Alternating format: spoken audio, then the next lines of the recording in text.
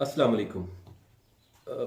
मुन्ना सलाही साहब ने जो अभी इंटरव्यू दिया है महर बुखारी साहबा को, उस इंटरव्यू में उन्होंने बड़ी होशरुबा किस्म के इंकशाफात किए। खैर ये कोई इंकशाफात भी नहीं थे, मगर उन्होंने अपनी ज़ुबान से जब कहा तो बात बड़ी वाज़ेह हो गई। उन्होंने कहा कि जनाब बाजवा साहब ने पीटीआई के लिए दरिया का समंदरों का रुख जो है वो बदल दिया, और वो बिल्कुल डिसएग्री करते हैं जो तनकीद पीटीआई उन पे कर रही है।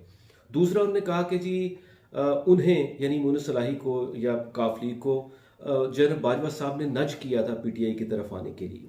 ये दोनों बड़ी एक आम आदमी के लिए, एक लेमैन के लिए और उस बंदे के लिए जो फौज को बड़ी कदर मंजिलत की निगाह से देखता है, बड़ी अलार्मिंग चीज़ें हैं। क्योंकि अगर फौज फरवरी में ये कह रही थी कि जी हम ए पोलिटिकल हो गए हैं और अब फौज का सियासत में किसी किस्म का कोई किरदार नहीं है, तो फिर लेटेस्ट स्टेज पे जाके जब पंजाब गवर्नमेंट को चेंज करने की बारी आई तो उस वक्त सारी बातें तो तय हो चुकी थी।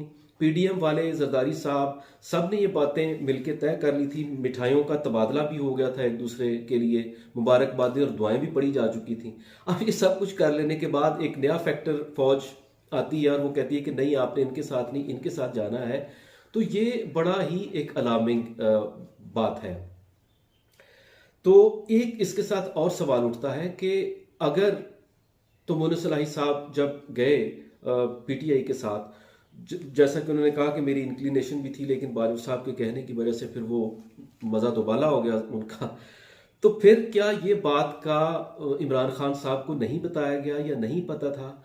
अगर नहीं पता था तो फिर तो उनका जो जितना भी बयानिया था या जो उनका जितनी भी हर्जा सराई थी वो ठीक। लेकिन अगर उन्हें पता था, जैसा कि मैं समझता हूं कि पता होगा ज़रूर, तो फिर इतनी ज़्यादा दुशनाम तराजी, इतना ज़्यादा रौला, इतना ज़्यादा वावीला, और फिर उनको मीर सादक, मीर जाफ़र, गद्दार, न्यूट्रल ये कहने की क्या ज़रूरत थी? क्योंकि एक अहम, इंतहाई स्ट्रेटेजिकली इंपॉर्टेंट जो गवर्नमेंट है पंजाब की, वो उनको दे दी गई जबकि सारा कुछ तय था।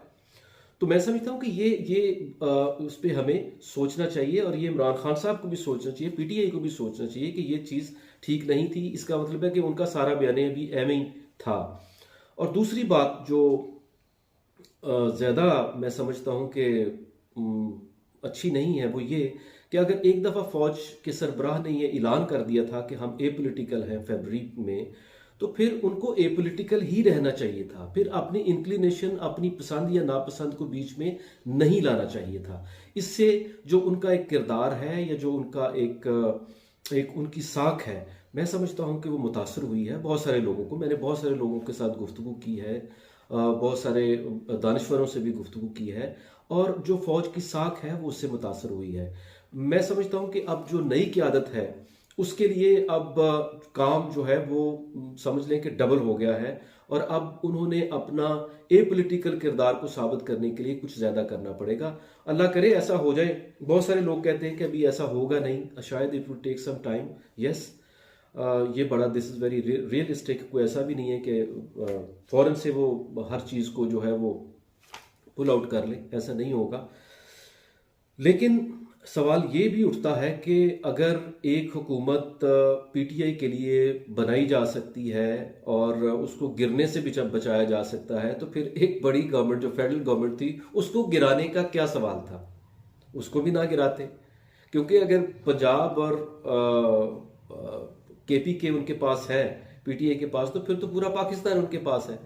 तो ये कुछ चीज़ें हैं जिन पे मैं समझता हूँ कि हमें ख़ास तौर पे जो मुक़्तदरा हल्के हैं उनको रिविज़िट करने की ज़रूरत है। और हम समझते हैं कि फ़ौज के लिए अभी there is a long way to go to prove themselves to be impartial. Anyways, इन्हीं सवालों के साथ मैं छोड़े जाता हूँ। इंशाल्लाह नई व्लॉग में दोबारा हाज़िर होंगे। Thank you very much. Allah हाफ़िज़।